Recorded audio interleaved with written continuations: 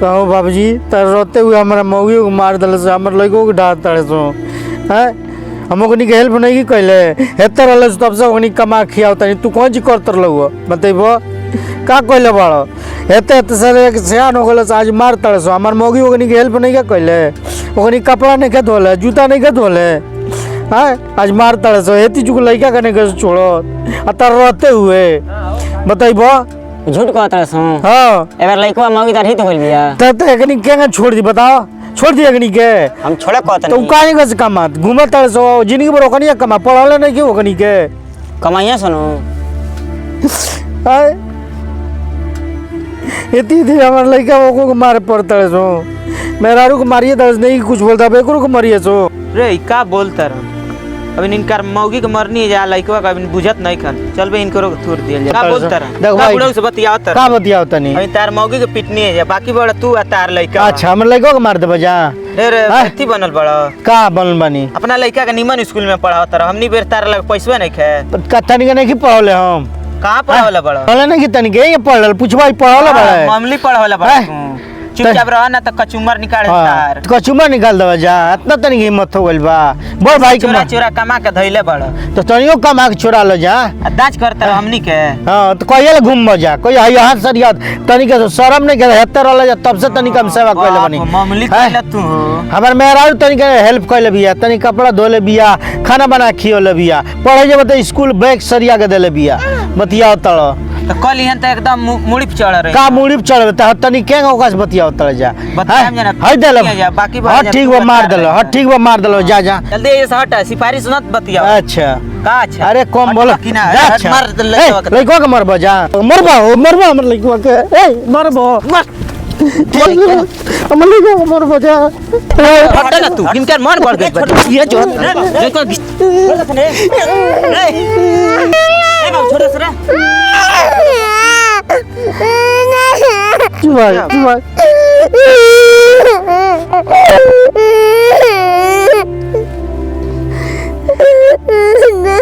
वाह रे बाप बड़ा बढ़िया करौला मार के बड़ बेटा भइल गुनाह हो गइल बा हैं तो जइए समझ समझते पढ़ाई वढ़ाई छोड़ के कमा तो नहीं है कनी के हेल्प कइले बानी हैं आज तारा सामने मार देले सो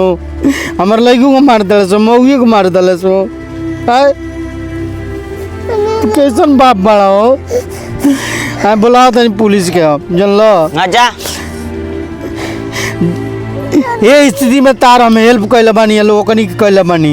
लइकन के तरह ओकनी के जानले बानी कपड़ा से लेके पैसा से लेके सब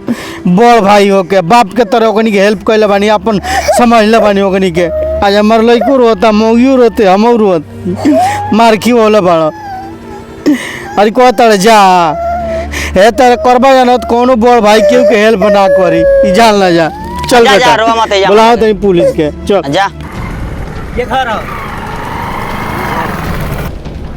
ए के फोन कैले रहल ए साहब हमें फोन कर रहनी का दिक्कत बा ए साहब झगड़ा हो गया हमारे घर भाई का बुढ़ऊ बैठल बड़े दूगो भाई बड़े सो लेकिन ना हमारा औरतिया के मार दो हम ना कुछ बोलनी है हमारे पास चला दिलो से ना कुछ बोलनी है हाँ। हमारा लड़का बा छोट 2-2.5 साल के हाँ। ओकरा के मार तर लोग तो बताई कोई संपूर्ण कहनी FIR लिखवाओ उनके पे छिपा जा का भइल हो के मारल ह हां के मारल बुलऊ बोले बुलऊ लेका मर रहा सर हां लेकर से जाए तो मरिए सुना जेठ बना के मरबो करिए स बुलाओ लेबो कनी का ले जे बुलऊ पकड़ के ना ये बुढ़ऊ काहे पकड़ के हां ले तुमको जेबा? बुलाओ दुन लेकर कान बड़ा भाई हमरा सब बुलाओ जल्दी बुलाओ अपना भाई के लेकिन ए बाबू एने बस रे का हो बुढ़ऊ पुलिस बुलावला बड़न ठीक बा बुलावला बड़न आज तो चल जाए लेकिन छूट के आ गनी तो ऊ मार मारे मुंह आइए दे मार के बड़ भाई के मारे करे तू उठ चल चल देवरिया चल चल चल चल चल ना चल ए इधर आओ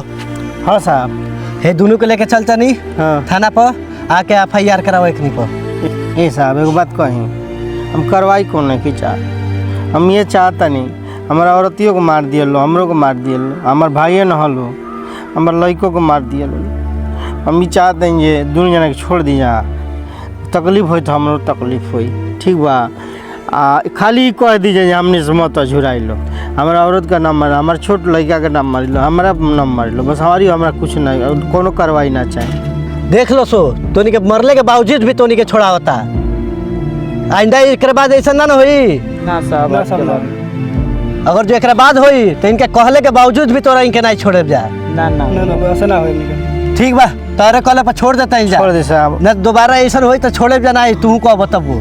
आखिर एक नहीं चलिए तो के छोड़ाई एक नहीं बापू है हाल बहन के। देवरिया जी सही ठीक नु।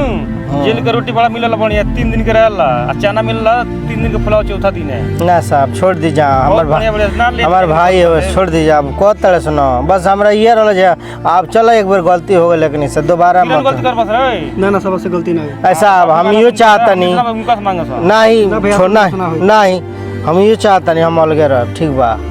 हाँ हमरा के डिस्टर्ब ना करी लो, अपन ही कमाओ लो खाओ लो, हम अपन कमाए खाए। अलगे रहले में कौन बात बा, तू अपन कमाई खइबई अपन कमाई खइलो, में कौन झगड़ा बा? उहे नहीं लोग के टेंशन बा, अब कमा के लोग नहीं देते, इतना दिन पढ़ाओ नहीं लिखाओ नहीं, हमरे कमाई से सब करते लो। अभी भी एक कपड़ा पहनले वाले तो हमरे कमाई अभी कमा लो, दुनिया ने घूमे ला लो खाली। अब ये लोग के तकलीफ बा, अपना लड़का के स्कूल में नाम लिखा दिले, अपन व्यवस्था लगल देखे, अब हमने कमा के नहीं खन दे ठीक बा, तो कमाई लो तब न, कमाई के चाहिए न। अलगे भइले के बाद कमाइए लो खाइए लो कहाँ से, तो अपन व्यवस्था करिए लो ना। करे लो कहिए ले हम देखे, हमारे लड़का छोटी चीज ओते पसे लोग हम कमा के दिले बानी। बुढ़ऊ जानता है, बुला के पूछ लीजिए बुढ़ऊ से।